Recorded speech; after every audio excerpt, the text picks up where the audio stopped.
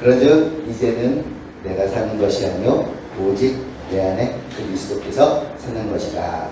우리 하나님의 자녀는 우리는 늘 우리의 마음속에 예수님이 계셔야 할 줄로 믿습니다. 우리가 항상 우리 안에 예수님이 계시다는 것을 믿으며 예수님을 닮아가는 우리가 되기를 소망하며 이 시간 기쁨으로 함께 찬양하도록 하겠습니다.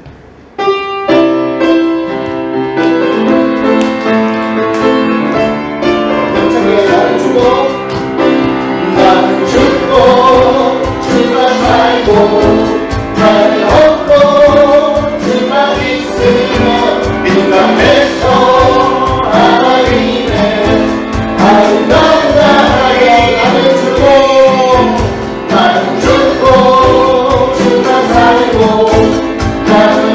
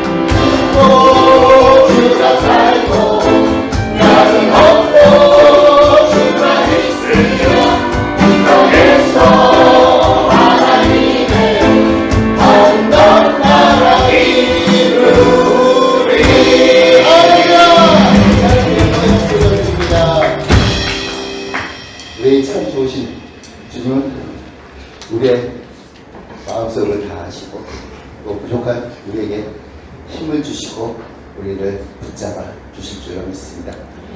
우리가 주님 안에 거하고 또 주님이 내 안에 거하시고 그런 믿음으로 우리가 평생을 살아간다면 주님의 아름다운 은혜 우리가 맺을 줄로 믿습니다. 함께 찬양합니다.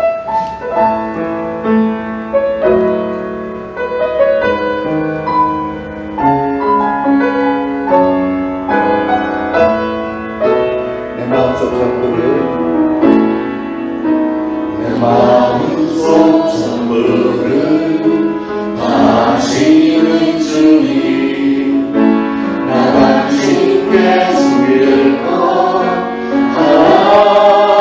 하옵네 주 앞에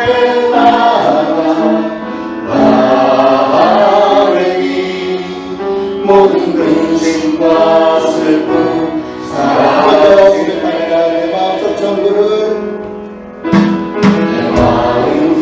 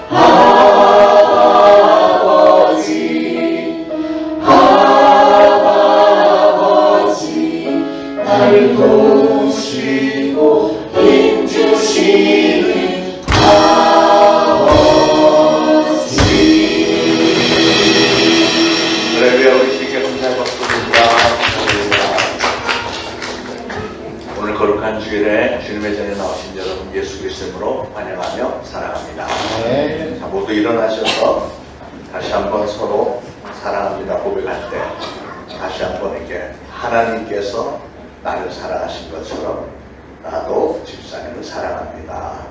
사랑합니다. 자, 시작. 하나님께서 나를 사랑하신 것처럼 나도 집사님을 사랑합니다.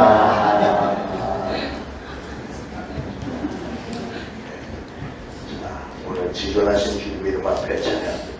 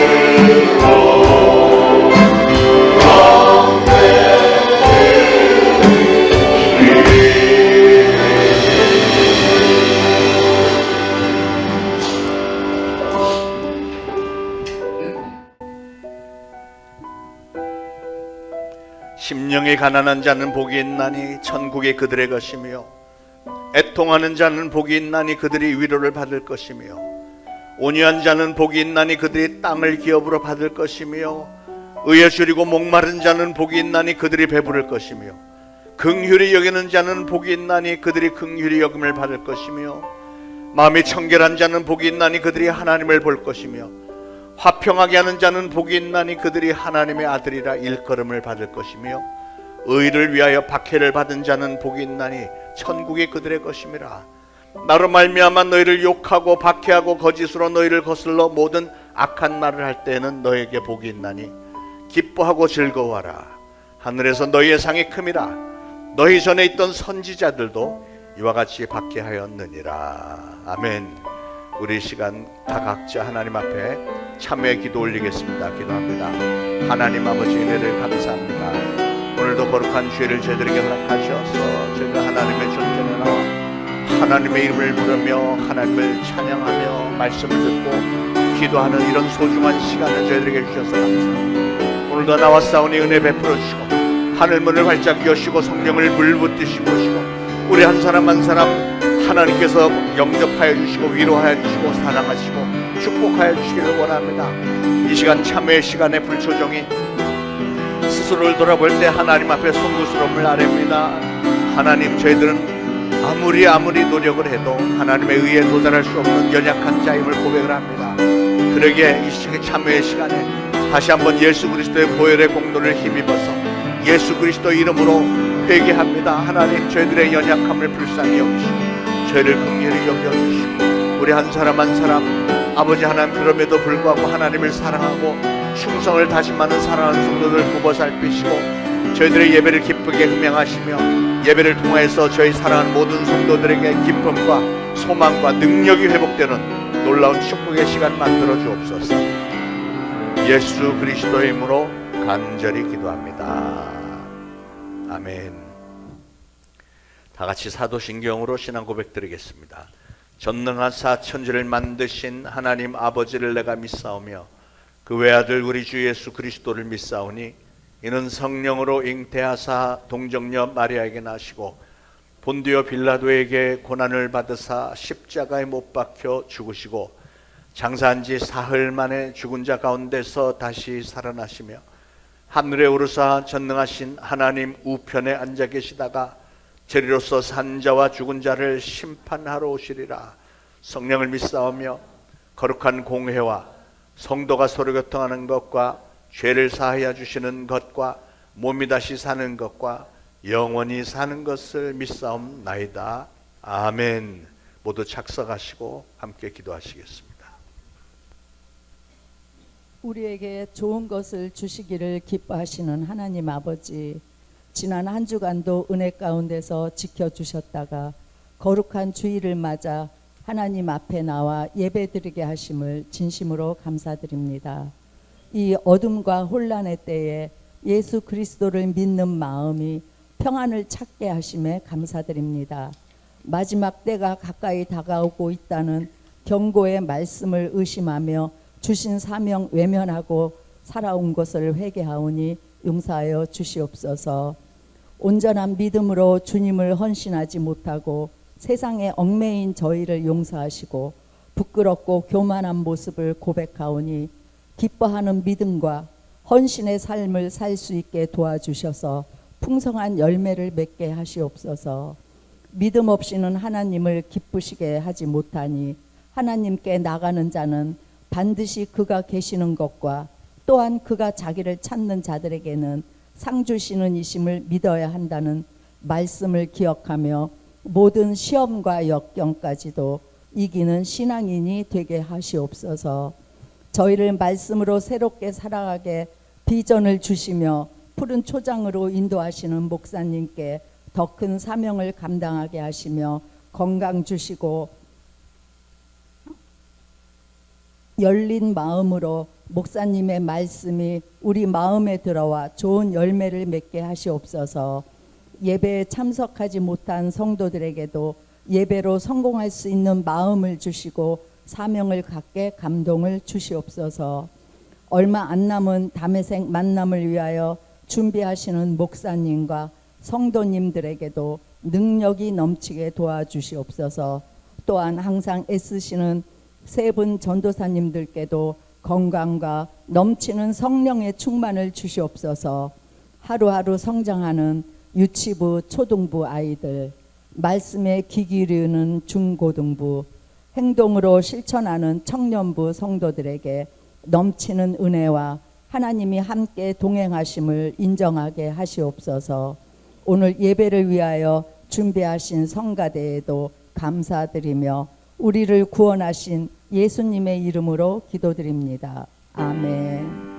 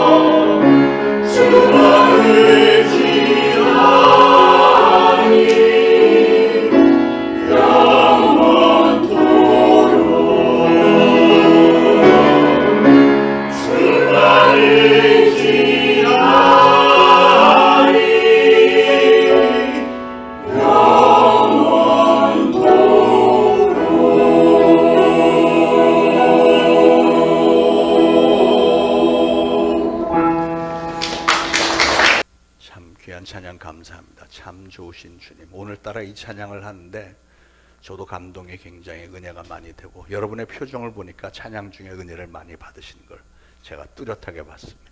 할렐루야. 자, 오늘 주시는 말씀 마태복음 5장 4절 한 절만 봅니다. 마태복음 5장 4절 같이 봉독하겠습니다.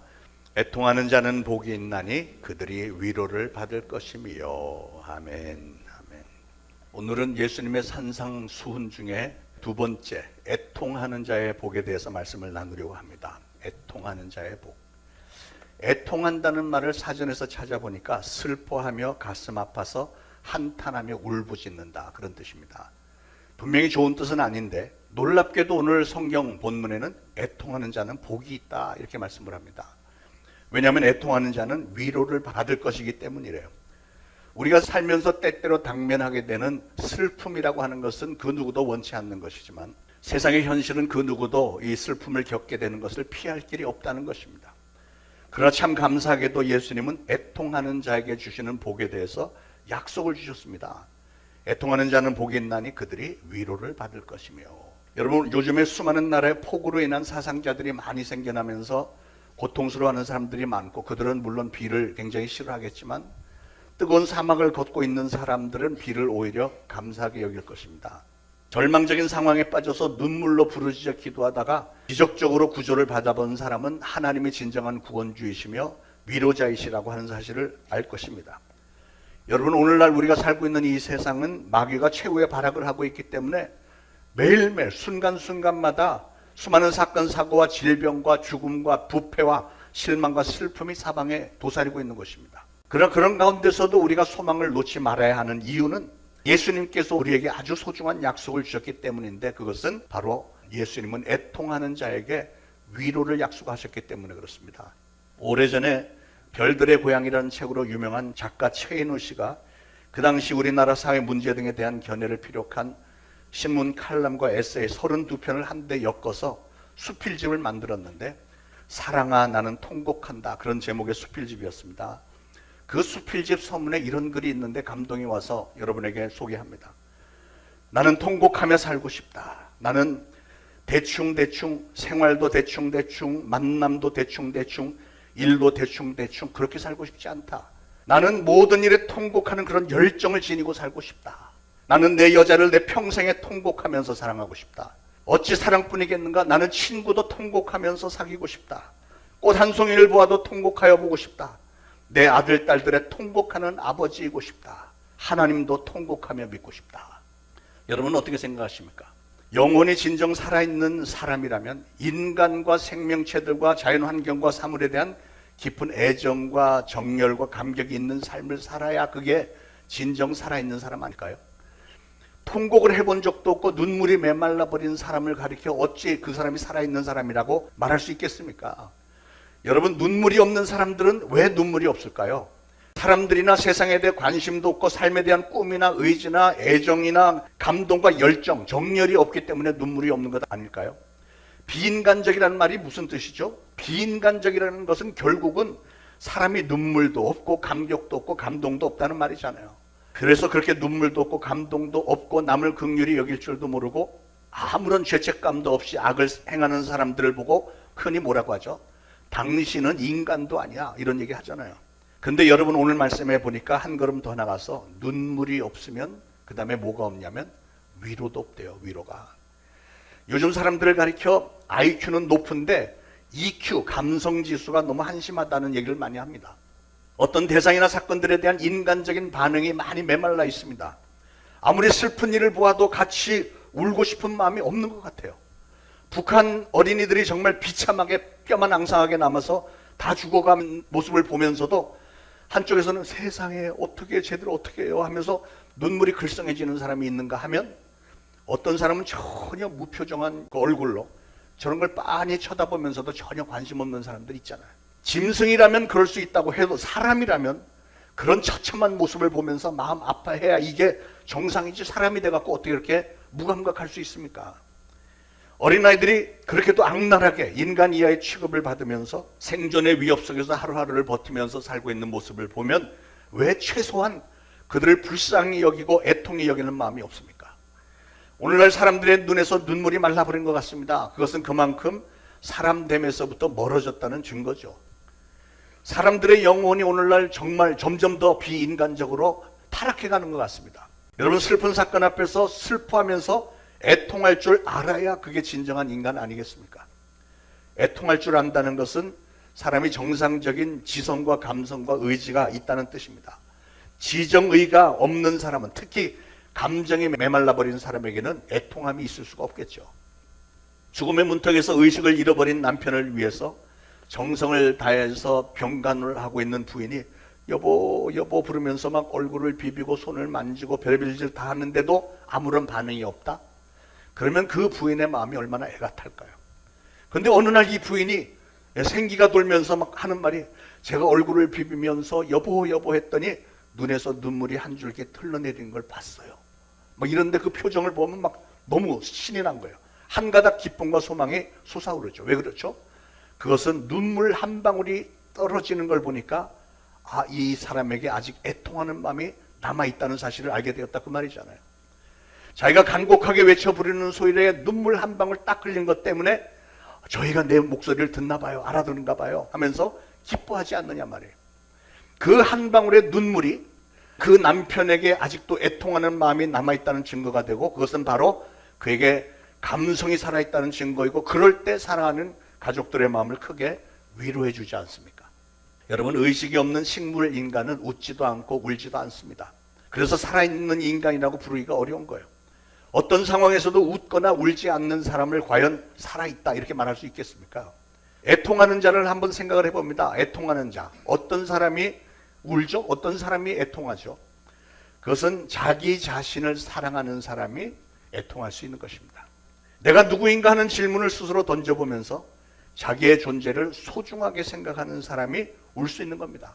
하나님을 제대로 만났고 예수 그리스도의 은혜를 제대로 체험을 했고요, 성령 충만하게 받았고 하나님과 나와의 관계가 제대로 정립이 된 사람은요, 나에게 생명을 주셨고 나를 이 땅에 보이시는 하나님의 앞에서, 하나님, 저는 원래 죄인이었는데 죄인이었던 나를 위해서 십자가 위에서 나 대신 형벌을 받아주신 예수 그리스도의 은혜를 생각할 때 우리는 울지 않을 수가 없는 거죠. 우리가 하나님 앞에서 나 자신을 돌아보고 하나님이 나를 얼마나 사랑하시는지를 깨닫고 드디어는 내가 하나님 앞에서 얼마나 소중한 존재인지를 깨닫게 됐을 때 우리는 거기서 눈물이 터져나올 수밖에 없는 거죠. 또한 자기의 미래와 자기 운명에 대한 지대한 관심을 가지고 묵상을 해볼 때 내 인생 이대로 괜찮을까? 이대로 그냥 살다가 가버리면 뭐가 남을까? 이런 고심을 하면서 또 내 앞에는 어떤 운명이 기다리고 있는 것일까? 나는 장차 하나님 앞에 설 때 어떤 모습으로 서게 될까? 내 운명에 대해서 또 영원한 미래에 대해서 진지하게 생각을 할 줄 알 때, 즉 진정한 인간다운 생각을 하게 되면 사람은 자연히 애통하게 되어 있습니다. 눈물이 나올 수밖에 없는 거죠. 그래서 첫 번째로 자기 자신을 사랑하는 사람이 울 수 있고요, 두 번째로는 영의 눈이 열리면서 하나님의 상급 또는 최후의 심판을 바라볼 때 우리는 울지 않을 수가 없는 것입니다. 한 젊은 부자간원이 예수님 앞에 나와서 이런 질문을 했죠. 선생님, 제가 어떻게 하면 영생을 얻을 수 있을까요? 제가 무엇을 하여야 영생을 얻을 수 있겠나이까? 이렇게 물어봤죠. 그러나 예수님께서 이런저런 말씀을 하신 후에 뭐라고 했냐면, 너에게 있는 것을 다 팔아 가난한 자들에게 나눠주라, 그리고 나를 따르라, 이렇게 말씀하셨어요. 그랬더니 이 사람이 잠시 표정이 굳어 있다가 무거운 마음으로 발걸음을 돌리고 말았다 그랬습니다. 여러분, 이 사람의 문제는 무엇이었습니까?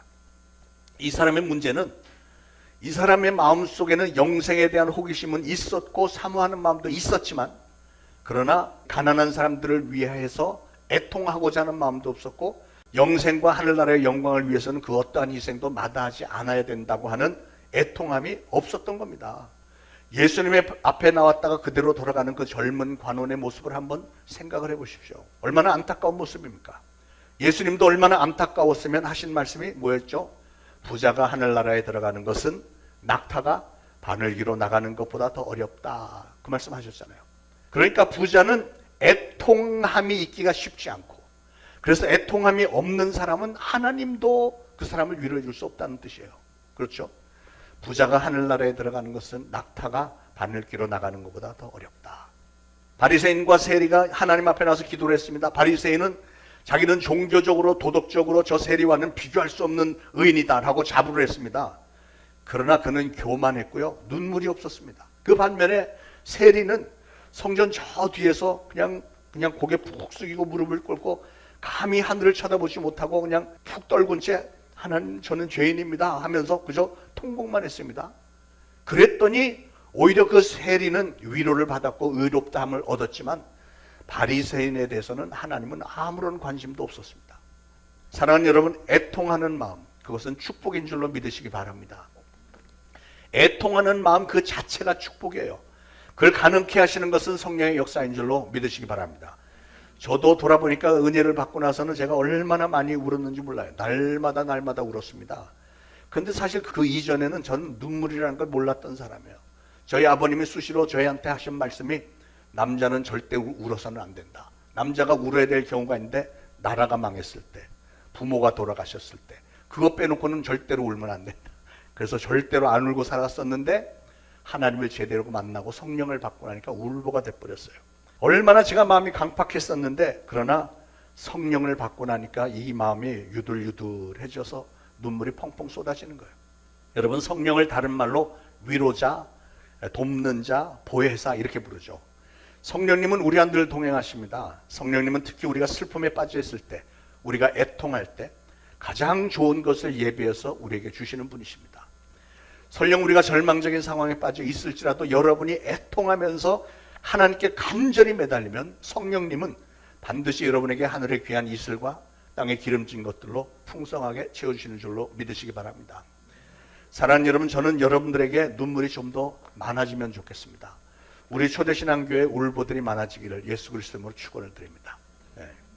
여러분, 하나님 앞에서 마음껏 울 수 있다고 하는 것은 사실은 큰 용기고요. 그게 하나님의 축복을 많이 받을 수 있는 최고의 기회입니다. 애통한다는 것은 먼저 여러분이 죄에 대한 회개가 있다는 증거입니다. 회개가 없는 사람에게는 위로도 없어요. 왜 통곡이 없느냐고요? 그것은 애통할 수 있는 마음을 잃어버렸기 때문에 그렇습니다. 이제는 별로 절박한 문제도 없고 먹고 살만하니까, 그리고 신앙생활이 그냥 습관화만 되어 있고 영적으로 무감각하게 되었고 상투적이 되어버렸기 때문에 이제는 별로 감동도 없고 감격도 없고 눈물이 없어지는 거예요. 눈물 같은 게 터져나올 겨를이 없는 거죠. 어떤 때는 지나친 욕심에 이끌려서 도저히 채울 수 없는 많은 욕심의 노예가 된 탓에 자기 자신을 성찰하고자 하는 그런 눈물도 없고요. 하나님을 바라보면서 다시 한번 내 인생을 돌이켜보고자 회개하는 그런 고자 하는 그런 눈물도 없고요. 하나님을 바라보면서 다시 한번 내 인생을 돌이켜보고자 회개하는 그런 눈물도 없고, 불쌍한 사람들을 바라보면서도 긍휼히 여기는 마음이 전혀 없는 그런 상태. 얼마나 답답하고 슬픈 모습입니까? 영의 눈이 다시 활짝 열려서 하나님의 상급도 바라보고, 아니면 상급 아니면 심판을 바라볼 수 있어야만 우리는 애통할 수 있는 것입니다. 자, 그러면 어떤 사람이 애통하지 못하는가? 세 번째로 작은 일에 성공했다고 해서 교만해져서 눈물이 말랐기 때문에 생기는 일일 수도 있습니다. 여러분, 때때로 작은 성공이 우리의 인생을 망칠 수도 있습니다. 애통하는 마음이 없어지면 그 사람은 영적으로 죽어버릴 수밖에 없습니다. 그런 사람은 사향길, 내리막길로 내려가고 있는 거예요.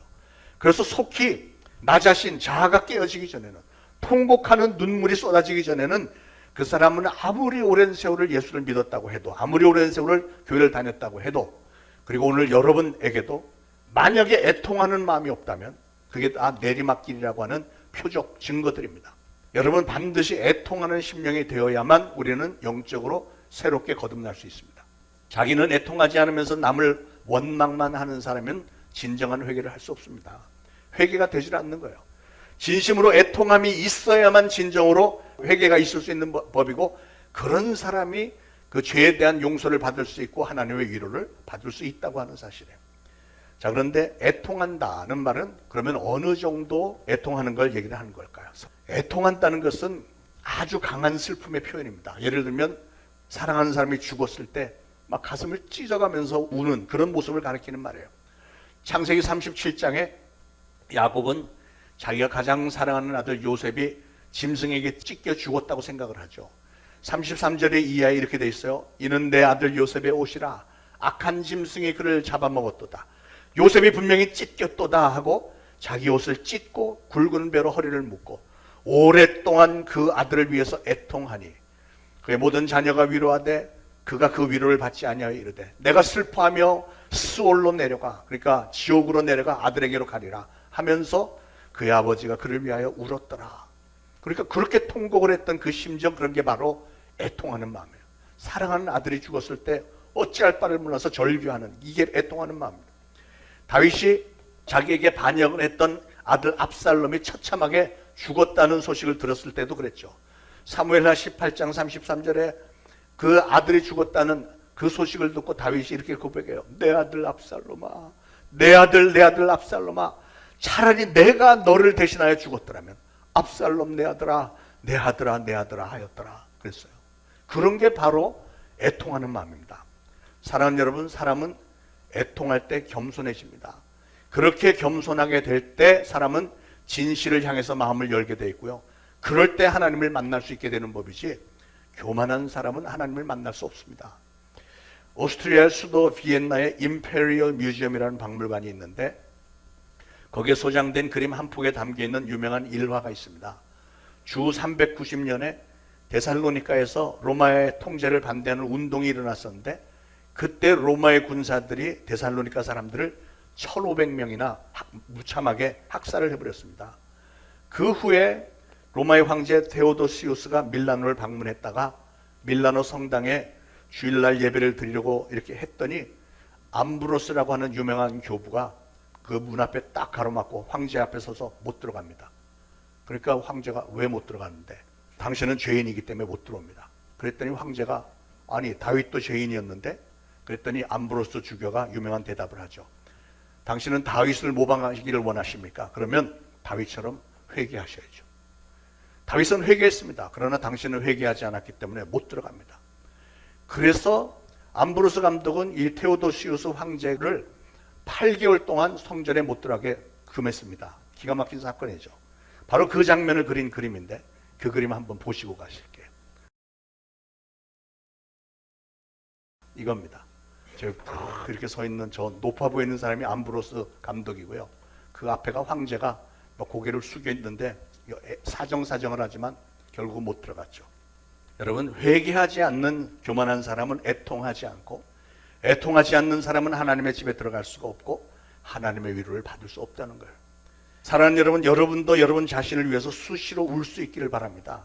동시에 남을 위해서도, 또한 교회를 위해서, 또한 민족을 위해서 우는 성도들이 되셔야만 합니다. 지금 이 마지막 때, 마지막 날의 징조들이 굉장히 많아진 지금 이 시점에 우리는 교회와 나라를 위해서 눈물로 기도하는 성도들이 신앙의 공동체가 되어야 될 줄로 믿습니다. 느헤미야는 예루살렘 성이 파괴되었다는 말을 듣고 옷을 찢으면서 눈물을 흘렸습니다. 예레미야 선지자는 민족의 장래를 걱정하면서 너무 울어서 창자가 끊어지는 것 같은 아픔을 느끼면서 울었기 때문에 예레미야는 눈물의 선지자라는 별명까지 얻었죠. 에스겔 선지자는 회파된 예루살렘 성을 멀리서 바라보면서 울었습니다. 사도 바울은 로마서 9장에 한평생 복음을 전할지라도 계속 그 마음에 무거운 근심이 있었다. 그래서 민족을 향한 눈물이 있었다고 말해요.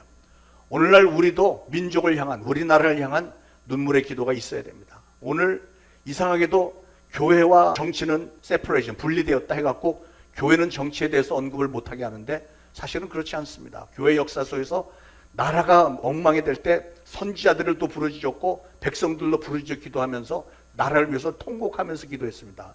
우리가 무력으로 뭘 할 수 있는 것은 없지만 기도는 해야 되지 않겠어요? 여러분, 나 자신을 위해서 울 뿐만 아니라 멸망해가는 세상을 위해서, 또 이웃과 교회를 위해서 울 수 있는, 애통할 수 있는 마음을 가진 사람이 진정한 복이 있는 사람인 줄 믿으시기 바랍니다. 여러분, 후회하는 것과 회개하는 것은 전혀 다릅니다. 우리가 잘 아는 대로 사울 왕은 잘못한 일에 대해서 후회는 많이 했습니다. 그러나 사울 왕은 회개는 하지 않았어요. 어쩌면 다윗은 지은 죄로만 따지면 사울 왕보다 훨씬 더 큰 죄인인지 모르겠습니다. 그러나 사울과 다윗의 차이는, 사울은 그렇게 회개한 적이 없지만 그러나 다윗에게는 철저한 회개가 있었다는 거예요. 철저한 회개는 어떻게 하는 거냐? 다윗이 보여준 회개는요, 얼마나 울었는지 침상이 눈물에 둥둥 뜰 정도로, 눈물을 얼마나 많이 쏟았으면 그 자기의 침상이 그 물 위에 떴겠어요. 그 정도로 회개했다는 거예요. 그랬기 때문에 하나님의 용서를 받았고 엄청난 사랑도 받았고 놀라운 위로와 축복도 받았고요. 하나님의 특별한 사랑을 받았잖아요. 이는 내 마음에 합한 자다. 다 거기서 오는 말씀 아닙니까? 여러분, 하나님은 애통하는 자를 위로하신다 그랬습니다. 바꿔서 말하면 하나님은 애통하지 않는 사람을 위로할 수가 없다는 거예요. 하나님도 못하시는 게 몇 가지가 있는데 그 중에 하나가 회개하지 않는 자를 용서하지 못하시죠. 용서받지 못한 사람을 구원하시지도 못하시고요. 또 오늘 본문에 보니까 하나님이 우리를 아무리 위로를 베풀고 싶어도 우리가 애통하지 않는다면 하나님도 우리에게 위로를 주실 수가 없다는 거예요. 여러분도 그렇지 않으신가요? 생각을 해보세요. 사람과 사람 관계에서도 내가 진정으로 상대방을 위로를 하고 싶어도 상대방이 애통하는 마음이 없고 그냥 신이 나서 헤헤 웃고 있는데 뭘 위로할 게 있어요. 저렇게 신나 있는데 자기가 죄인인 것도 모르고 자기가 그냥 패망해 가는 것도 모르고 있는 그 사람을 아무리 여러분이 가서 위로한다고 그게 통하겠느냐고요. 불가능한 일이죠. 그러니까 오로지 애통하는 사람만이 사람들로부터도 위로를 받을 수 있고 하나님께로부터도 위로를 받을 수 있는 것입니다. 여러분이 애통할 때 여러분의 영혼이 깨끗해지고요. 마음이 활짝 열리는 법이고 그럴 때 비로소 하나님의 위로를 받아들일 수 있는 거예요. 애통하는 자는 복이 있나니 저희가 위로를 받을 것입니다. 예. 사랑하는 여러분, 우리 모두는 이 시대의 죄를 어깨에 짊어지고 하나님 앞에 나와서 하나님 앞에 애통하는 사람이 되어야 됩니다. 나라와 민족을 위해서 애통하는 교회만이 이 땅에 진정한 소망을 줄 수 있습니다. 오늘날 온 세계들이 다 시끄럽습니다.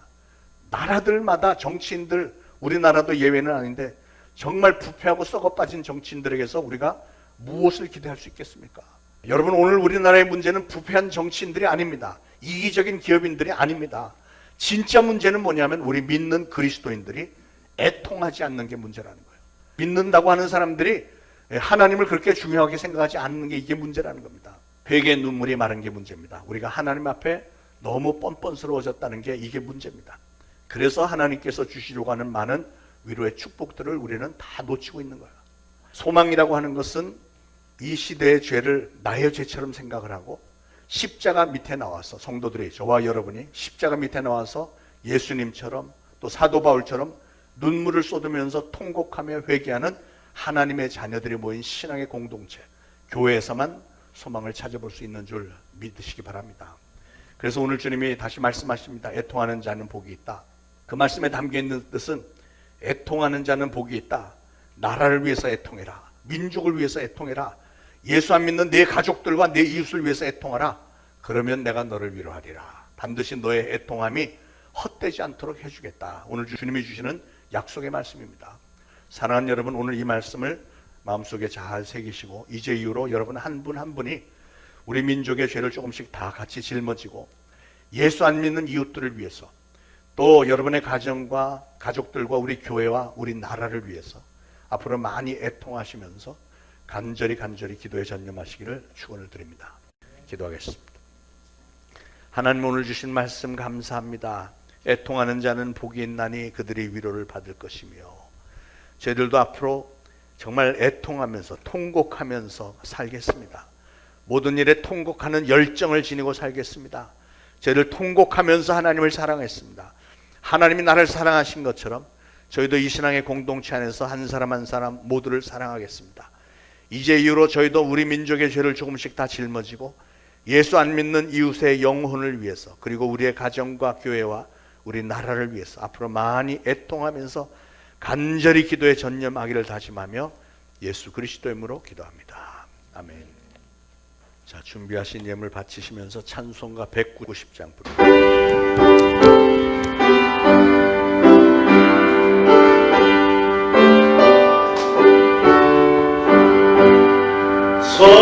성령이여 강림하사 나를 감화하시고 애통하며 회개한 충만하게 하소서. 예수여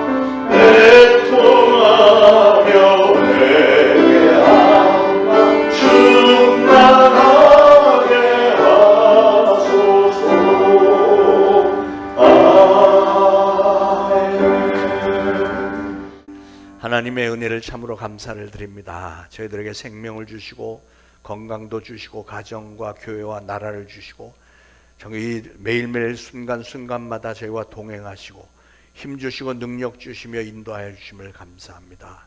지난날에 저희를 도우시고 여기까지 인도해 주신 에벤에셀 하나님, 지금도 임마누엘 하나님으로 우리와 함께 하시며 눈동자같이 지켜주시고 여호와 일의 하나님은 모든 것을 우리 한 사람 한 사람을 위해서 예배해 놓으신 줄로 믿고 감사를 드립니다.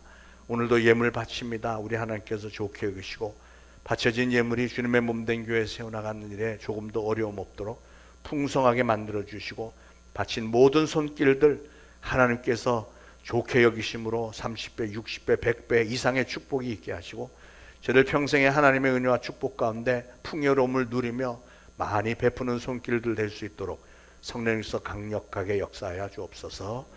예수 그리스도의 이름으로 간절히 기도합니다. 아멘. 자, 교회 소식 알려드립니다. 자, 우리 담에색의 만남 캠프가 이제 얼마 안 남았네요. 그래서 오늘부터 우리 팀 멤버 모임을 시작합니다. 전도팀 나갔다 들어온 후에 1시 40분부터 팀 멤버 미팅, 기도해야 하고 준비 모임을 하려고 합니다. 그동안 다녀오신 분들은 설령 이번에 돕지 못한다 하시더라도 같이 기도로 또 협력해 주시기를 바라고요. 많이들 참석해 주시기를 바랍니다. 날짜가 변경이 됐습니다. 여러분, 제가 문자를 보내드렸는데 원래는 금, 토, 일 하려고 했더니 어떤 목사님들이 주일날 껴서 하기 때문에 우리 교인들은 못 보냅니다. 이래서 아차 싶어갖고 수양관에 문의했더니 다행히 목요일날 사용하는 교회가 그 2층만 쓰고 1층은 안 쓴다고 해서 우리는 1층만 쓰니까 오전부터 들어가서 다 셋업할 수 있습니다. 그래서 잘 됐다 해서 목요일부터 우리가 쓰고 캔디데이트는 저녁 6시부터 시작하는 거로 한 5시 반에 도착해서 등록하고 6시에 시작하는 걸 해서 그러면 이전보다 한 8시간이 주는데 그래서 강의를 몇 가지를 뺐습니다. 그러니까 이번에 가시는 분들은 덜 지루할 겁니다. 속성으로 빨리 그냥 동일한 은혜를 받을 수 있도록 성령님께서 역사하시면 가능하니까. 자, 그래서 한 분도 빠짐없이 그동안 못 다녀오신 분들은 꼭 다녀오시기 바라고, 팀 멤버들도 이번에는 수요일날 안 가셔도 됩니다. 가시면 안 됩니다. 목요일날 아침에 출발해서 가서 우리 셋업 다 하고 그럼 저녁 6시부터 시작만 하면 되니까 이모저모로 좀 수월해지긴 했습니다. 많이 기도하시고 또 가장 중요한 것은 캔디데이트들을 많이 모집을 해야 이 집회가 의미가 있는 것이니까 그동안 안 다녀오신 분들 꼭 다녀올 수 있도록 강력하게 권면들을 해주시길 바랍니다. 우리 계속해서 화요기도 모임이 있고 또 노방전도 금, 토, 일 계속 잘 나가고 있습니다. 또 신방 요청 원하시는 분들 아무 때고 요청해 주시길 바라겠습니다. 자, 모두 일어나셔서 375장 부르시고 축도로 예배 마치겠습니다.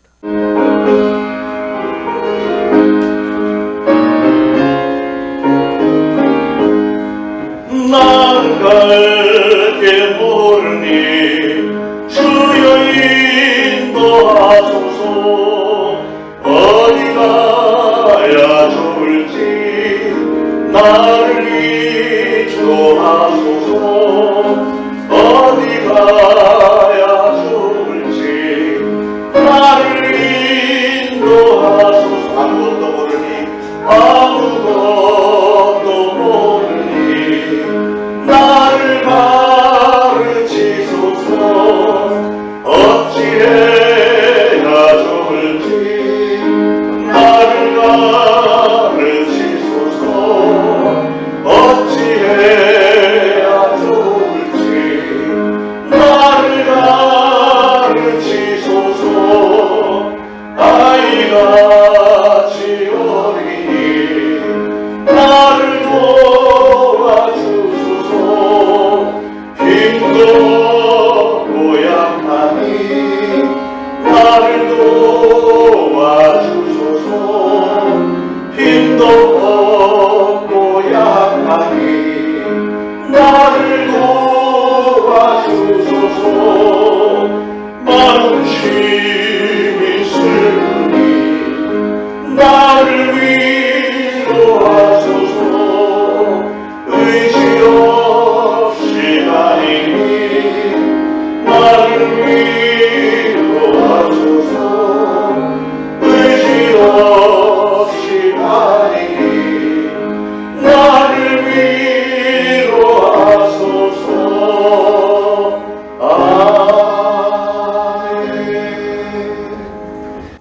이제 우러러 추고나옵기는 우리 구주 예수 그리스도의 무한하신 은혜와 하나님 아버지의 극진하신 사랑과 성령님의 감동, 감화, 교통, 위로하심이 오늘 이 거룩한 주일에 주님의 전에 나와 예배드리고 특별히 오늘 주신 말씀 마음에 잘 새기고 이제 보내심을 받는 그곳 가정과 이웃과 직장 사업장에서 예수 그리스도를 증거하는 사명을 잘 감당하겠노라 다짐하는 모든 성도들 머리 위에 이제로부터 영원토록 항상 함께 있을지어다.